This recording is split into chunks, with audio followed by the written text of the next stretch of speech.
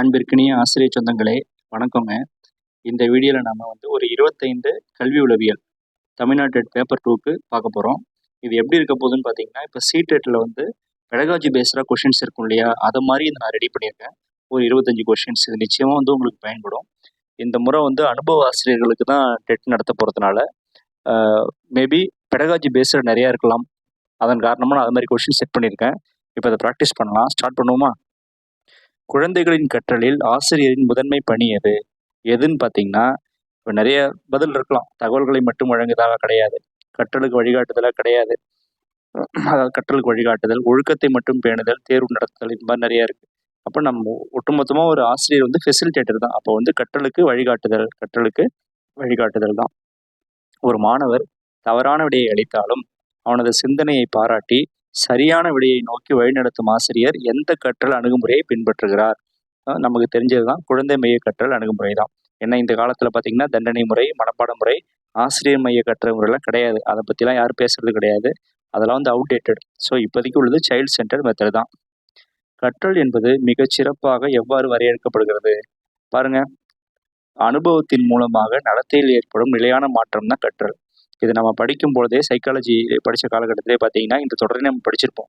நாம் ஒன்று கற்றுக்குறோம்னா அது அனுபவத்தில் மாற்றத்தை உண்டாக்கணும், நடத்தையில் மாற்றத்தை உண்டாக்கணும்.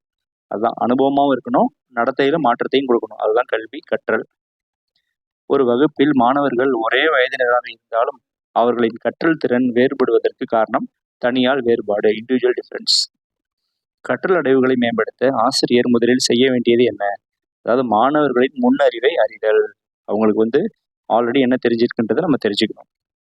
வகுப்பறையில் கேள்விகள் கேட்பதன் நோக்கம் என்னது? சிந்தனை திறனை வளர்த்தல் தாங்க.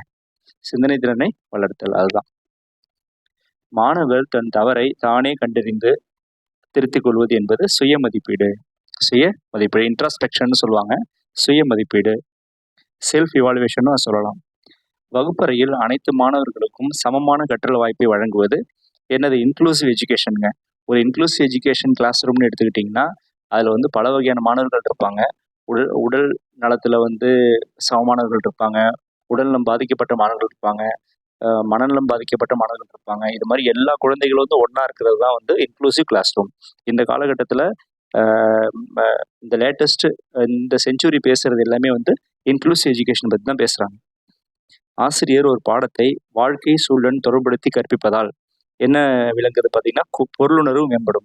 ஈஸியாக எக்ஸ்பீரியன்ஸ் கூட சேர்த்து நம்ம கற்பிக்கும்பொழுது அவர்களுக்கு அதை புரிஞ்சுப்பாங்க, மீனிங்கோட புரிஞ்சுப்பாங்க. அதான் பொருளுணர்வும் மேம்படும். மாணவர்களின் படைப்பாற்றலை வளர்க்க மிகவும் ஏற்ற முறை எப்படி? திறந்த முடிவுடைய வினாக்களை கேட்பது. அதாவது ஓப்பன் எண்டட் கொஷின்னு சொல்லுவாங்க, இதை பிரெயின் ஸ்டார்மிங்னு சொல்லுவாங்க. இப்போ பார்த்தீங்கன்னா ஒரு பையன் ஒரு 5 ரூபாய் அவனுக்கு பெற்றோர் கொடுக்குறாங்க, அதை வச்சு அவன் எவனாலாம் செய்யலாம் அப்படின்னு கேட்குறது. இப்போ உங்கள் கையில் ஒரு 5 ரூபாய் கிடச்சா நீங்கள் என்ன பண்ணுவீங்கன்னு சொன்னால் குழந்தைகள் நிறைய பதில் சொல்லுவாங்க. ஸோ இது ஓப்பன் எண்டட் கொஷின். இப்படி தான் நம்ம இருக்கணும். அதுதான் திறந்த முடிவுடைய வினாக்களை கேட்பது. ஒரு ஆசிரியர் மாணவர்களின் கருத்துக்களை கவனமாக கேட்பது எது? குழந்தை மைய அணுகுமுறை. வளர்ச்சியின் முக்கிய பண்புகளில் ஒன்று வளர்ச்சி தொடர்ச்சியானது அப்படிங்கிறது தான். தாண்டேக் சொல்லியிருக்காரு இல்லையா, 3 விதிகள் சொல்லியிருக்காரு. அதில் ஒன்று வளர்ச்சி தொடர்ச்சியானது.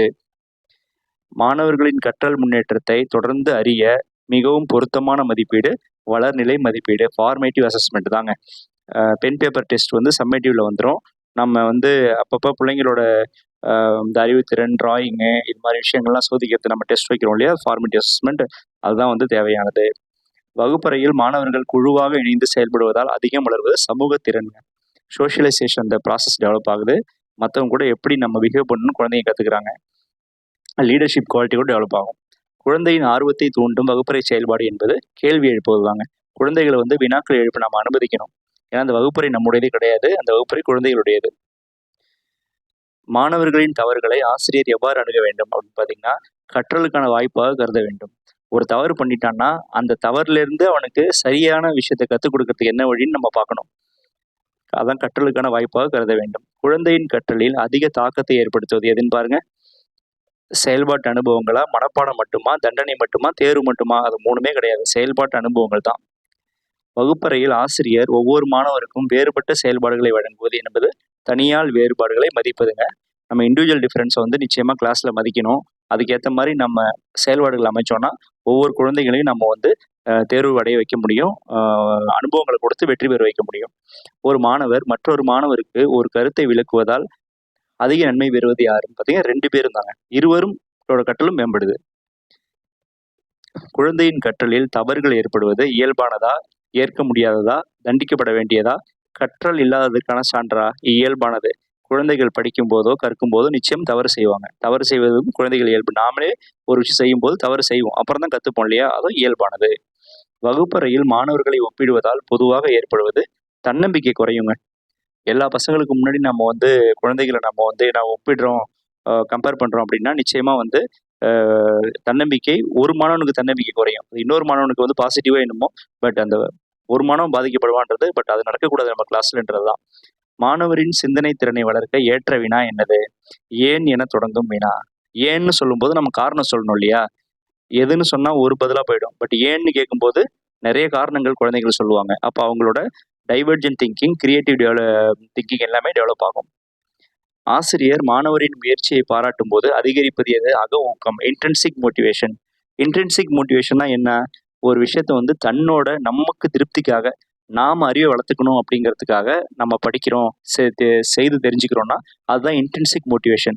அப்போ எக்ஸ்ட்ரின்சிக் மோட்டிவேஷன்னா என்ன? வெளியூக்கி ஒரு பரிசை வாங்கணுன்றதுக்காக, ஒருத்தரோட பாராட்டை பெறணுங்கிறதுக்காக நம்ம ஒரு விஷயத்த பண்றது வந்து எக்ஸ்ட்ரின்சிக் மோட்டிவேஷன். நல்ல மதிப்பீட்டின் முக்கிய நோக்கம். ஒரு மதிப்பீடு நல்லா இருக்கணும்னா முக்கிய நோக்கம் எப்படி இருக்கணும்? அது வந்து கற்றலை மேம்படுத்த வேண்டும். கற்றலை மேம்படுத்த வேண்டும் எல்லாருக்குமே. கல்வி உளவியலின் இறுதி நோக்கம் மாணவர்களின் முழுமையான வளர்ச்சியை உறுதி செய்தல். அவ்வளோதாங்க. நம்ம அடுத்த வீடியோல சந்திப்போம். நன்றி.